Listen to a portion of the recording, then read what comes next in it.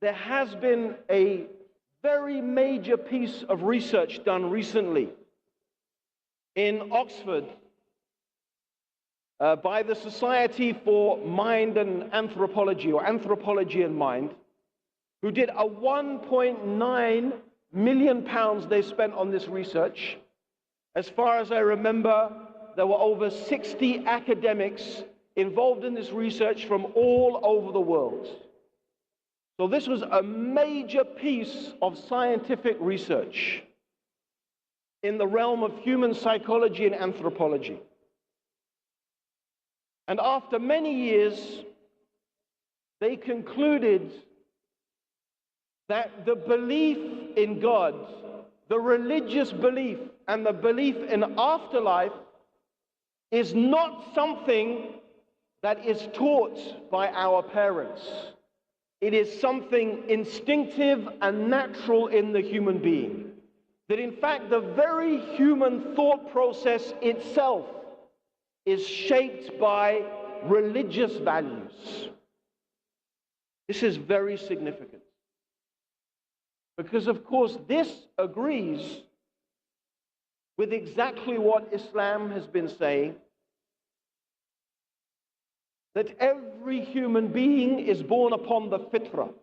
In other words, every human being, as the Prophet Muhammad sallallahu alaihi wasallam said, is naturally inclined to worship God alone.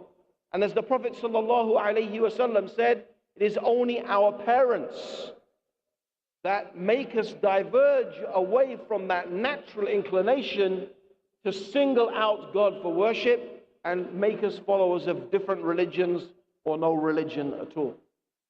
So this is the nature of the human being.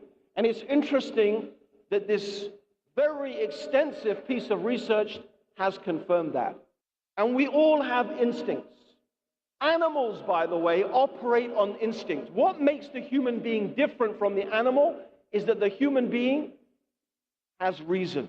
We have the ability to reason, whereas animals, they rely upon instincts. And we have also what we call reflex action. So for example, if I pick up something that is hot, mashallah, not Quran, but something that is very hot, I don't have to think. There's no process in my brain saying, this is very hot, I must drop it. No. You do it instinctively. You drop it instinctively. This is a reflex action. This is something that is not rational. This is just something that is part of our intrinsic makeup. In order to keep on holding something hot, you have to train yourself. You have to learn to bypass your normal instinctive, which a human being can do. We can learn to bypass those reflex actions and force ourselves to hold a hot coal. This is unique to human beings. Consciousness. That ability to use our mind to override our instinctive reactions. However, this instinct is there. And the belief in God is instinctive. What is the proof? What is the proof of this? It's very interesting that one of the, what we could call the high priests of atheism, Richard Dawkins, was recently on a TV show, and he was being interviewed. And he was saying in this interview, you know, most Christians, they don't know anything about their Bible. They just don't know about their book. So the interviewer said, okay, that's interesting. You believe, Mr. Dawkins, you're a big fan of Darwin, aren't you? Of course, yes, Darwin's very important. Could you tell me the full title of his book, The Origin of the Species? And Richard Dawkins started going, oh God. He said, oh God. So he found that this atheist, or this renowned atheist, is being put in a difficult situation. He doesn't know the answer, and he ends up going, oh God, like, oh God, help me, what am I going to say? And this is a guy who says he doesn't believe in God.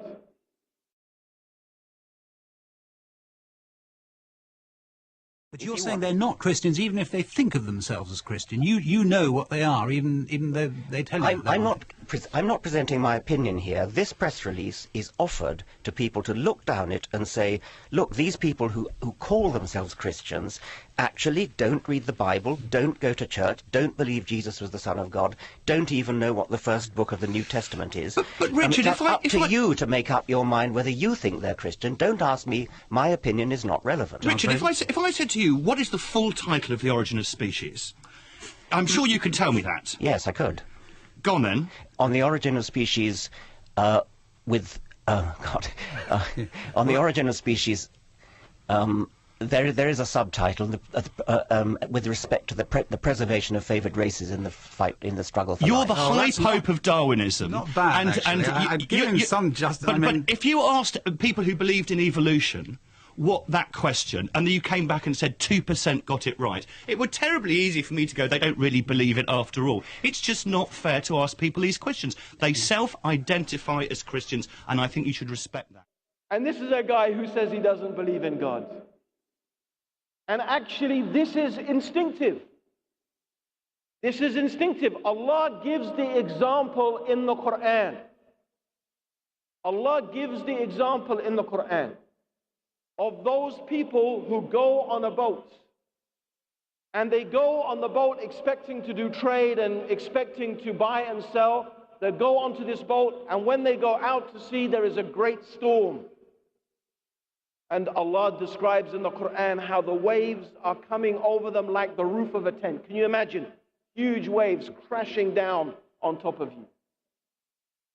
Now, for a bit, the human being will think, okay, the boat is going to save me. The boat is well built. The boat will save me. Or maybe they think the captain will save me. But when the boat starts to disintegrate, to break apart, and the captain gets washed over shore, what do? What do? They start calling upon the Creator. They start saying, oh God, help me. And when they say, oh God, it is not the point, the name is not important. Whether they say God or Allah or Huda or whatever. No, the name is not important. It's the concept that is important. What are they calling to conceptually?